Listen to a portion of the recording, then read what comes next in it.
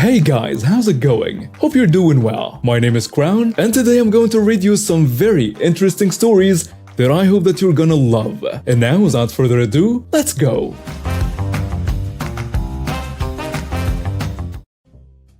This all took place 5 years ago, so some parts may not be verbatim, but I will do my best to recount this story.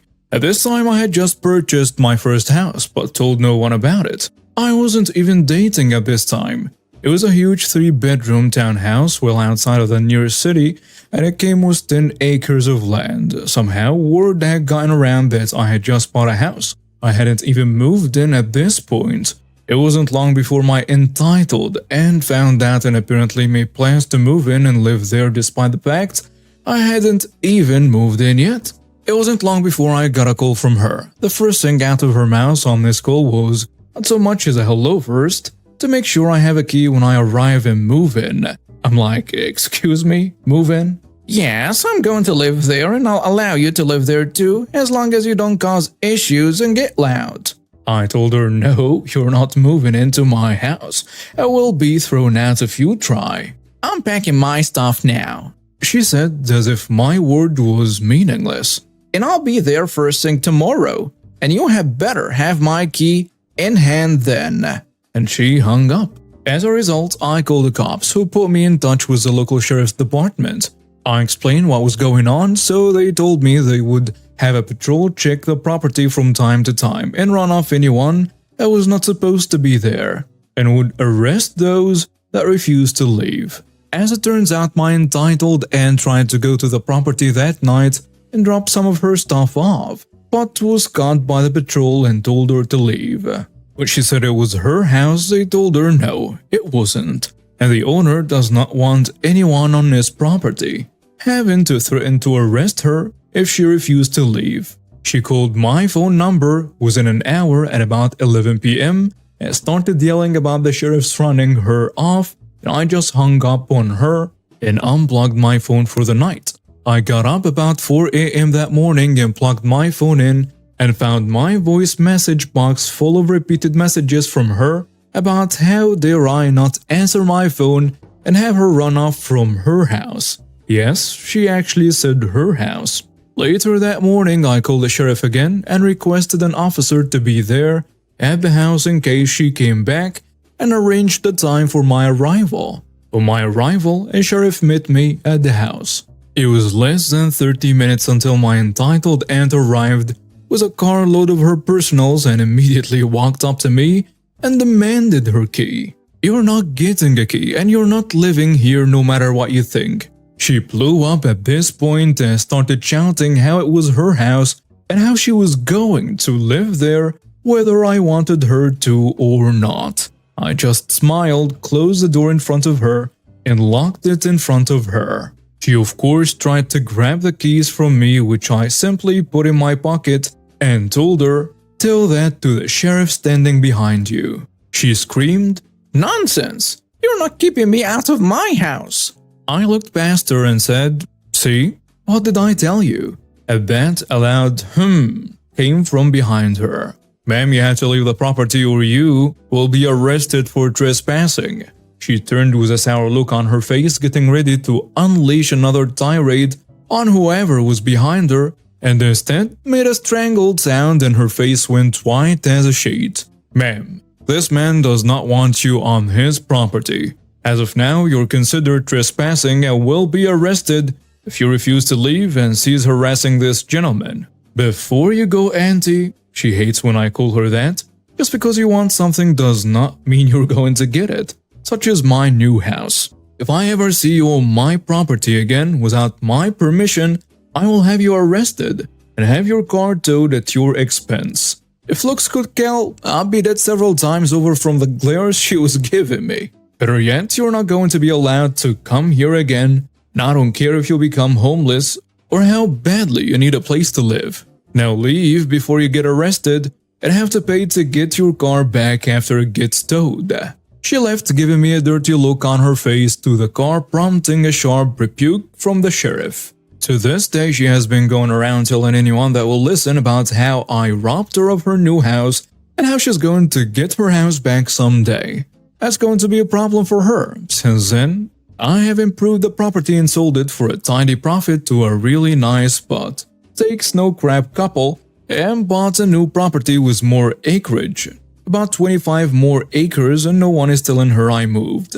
She did try sneaking back onto the property about 3 months after I sold it, and the husband nearly shot her because, well, she came at around midnight, I think, trying to sneak in through an open window or something. This time she did spend about 30 days in jail, 100 hours community service, and 3 years probation plus fees and court costs for trespassing on private property and attempting to enter a private residence without permission. Do not remember what the actual charge was. Her entitlement knew no bounds, and having a gun pointed at her was a harsh but ultimately necessary lesson after learning she was not getting her way with me. From what I'm told, she has calmed down some, but still acts entitled and is actively trying to find where I live. This was back in 2015. I had recently been let go from my previous gig. My dad had just been diagnosed with cancer, and due to my less than killer performance in channel partner sales, they needed me to start working weekends. Of course, this was a non-starter with my dad being sick, so we shook hands and we went our separate ways. No hard feelings. But now, I'm out of work. A month or two later, I was offered a great job with a large company that was a sizable bump in pay and a much better title. So of course I accepted, but I had to move across the country to take this job. But it was worth it. And that seemed to be on the mend and the cancer seemed to be in remission. So I felt okay with moving away. At the time I lived about 30 minutes away from my parents. The new company was a massive short-term lending company with over 1,000 locations across the US. I was a leader in payday loans, title loans, and so on. I didn't love the idea of working for one of these type companies, but I figured people make poor financial decisions all the time, and no one is forcing them to take the loan, and they likely understand what they are getting into. Important note: my job at Company A was basically to line up partnerships to help drive referrals to us from people looking for loans, but they didn't qualify for a real bank loan and so on.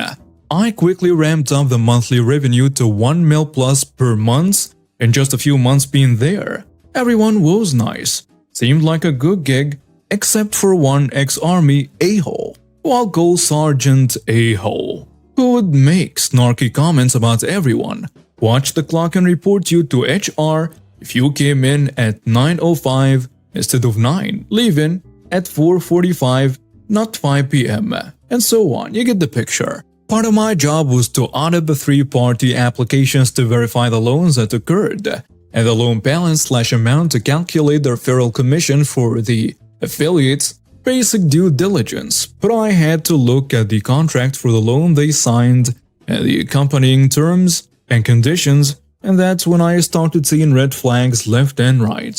People on welfare and social security taking loans against their card title with payment terms they would never be able to pay back. Old ladies taking out a personal loan against her SS payments to help pay for their grandkids' school books and so on.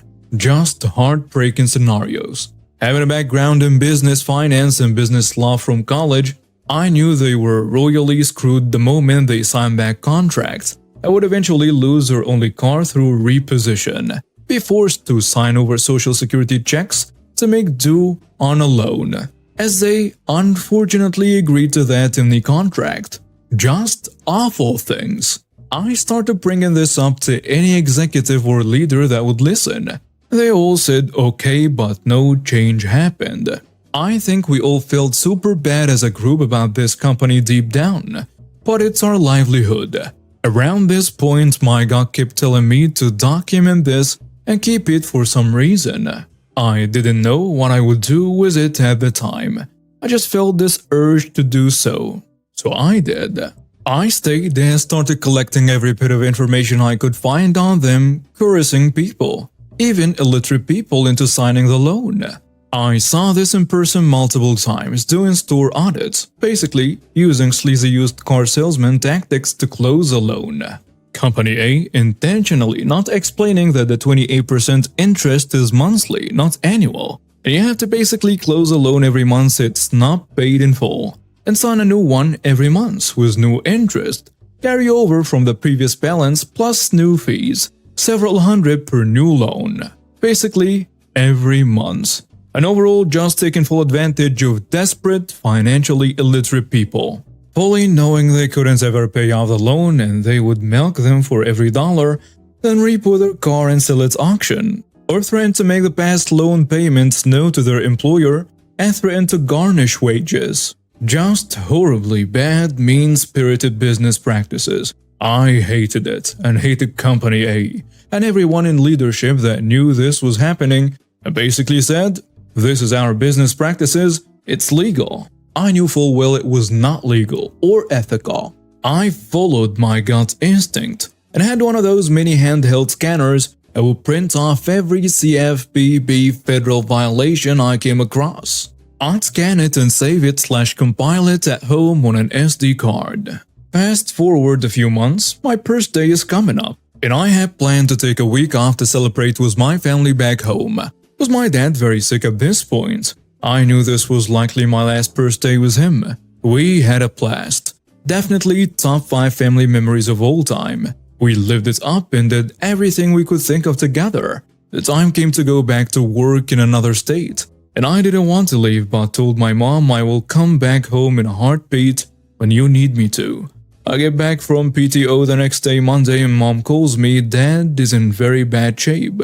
I run it by Awesome Boss and he says, "Don't talk, go home, come back when you're ready." Awesome.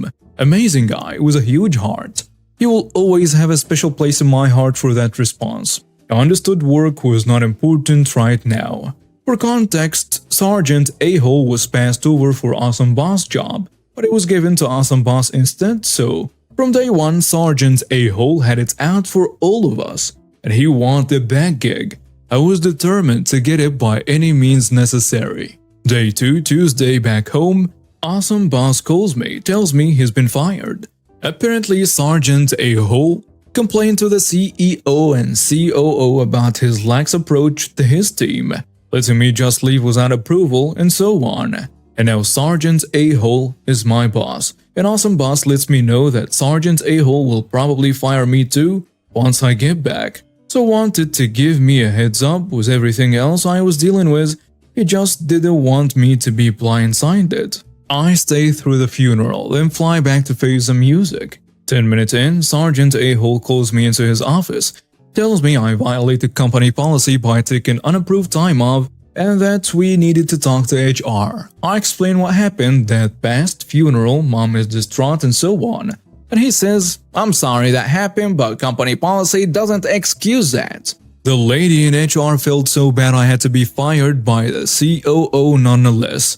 I tell her I've only been here for 4 months, and I spent all my savings relocating down here for the job. This really puts me in a difficult financial situation. She says she'll work hard to get me some severance, as I don't qualify for unemployment yet, being there for just a few months. Sergeant A-hole chimes in. "Well, you wouldn't qualify anyways. You're being fired for non-compliance and excessive absences." Okay, what the hell, dude? HR called me on the phone the next day saying Sergeant A-hole contacted the COO to make sure I didn't get any severance. So now I'm broke. 5 months into a 12-month lease with no money and no job. I am up crap creek without a paddle. I was out my go-to guy, my dad in this situation. I had to sell most of my stuff, pack up and move home to live with my mom. Now comes this righteous revenge. I tried to be civil, but the new boss and the executive team played dirty. The time of reckoning is now. I remembered my database of incriminating practices that violated CFPB guidelines. Call up Awesome Boss to get his feedback and advice, and he wants to help. Now we have a team. We spent the next several weeks building a massive file to submit to the Consumer Financial Protection Bureau for unfair and predatory lending practices by Company A, which we were somewhat complicit in, but both voiced our concerns, but we needed to make this right. We knew we had been part of this monster, and it's the least we should do to correct it. I gave everything I had to my awesome boss, now teammate, and we provided the CFPP everything I had seen in the brick-and-mortar locations, all the incriminating docs I had, and gave 2 detailed written statements of our concerns about Company A to the CFPP to their investigation under the condition of anonymity. We never heard back and assumed nothing would come out of it.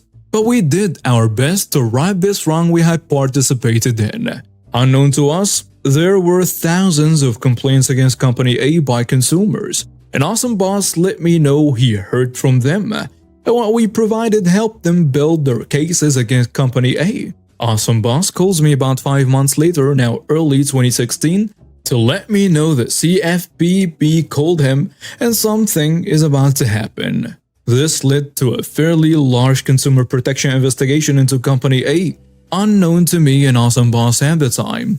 But another several months passed and I didn't hear or see anything. So I figured that they hired some top-shelf lawyers and made it go away. That is until June of 2016.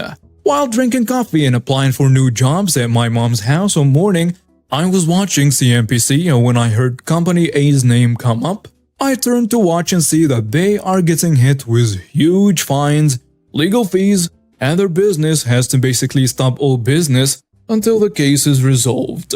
They ended up being levied almost $10 million in fines, over $20 million legal fees, and lost out on about $50 million in revenue, while the government pressed pause on their operation, all thanks to Sergeant A-Hole. Which I later found out from a previous co-owner that Sergeant A-Hole was fired and thrown under the bus for not reporting employee complaints to the executive team. But they knew full well I told the COO multiple times what we were doing is probably illegal, but they made Sergeant A-Hole the sacrificial lamb in this case. To this day, there are still tons of pending class action lawsuits and regional government actions against them.